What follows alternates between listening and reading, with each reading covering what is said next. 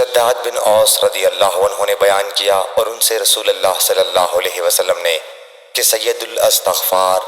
مغفرت مانگنے کے سب کلمات کا سردار یہ ہے کہ یوں کہے، اے اللہ تو میرا رب ہے، تیرے سوا کوئی معبود نہیں، تو نے ہی مجھے پیدا کیا اور میں تیرا ہی بندہ ہوں،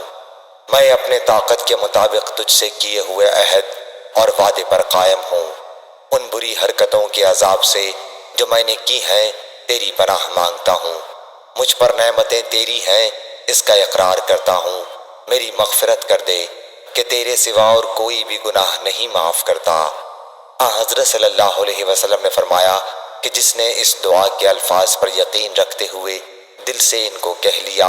اور اسی دن اس کا انتقال ہو گیا شام ہونے سے پہلے تو وہ جنتی ہے، اور جس نے اس دعا کے الفاظ پر یقین رکھتے ہوئے رات میں ان کو پڑھ لیا اور پھر اس کا صبح ہونے سے پہلے انتقال ہو گیا تو وہ جنتی ہے۔ صحیح بخاری حدیث نمبر 6306۔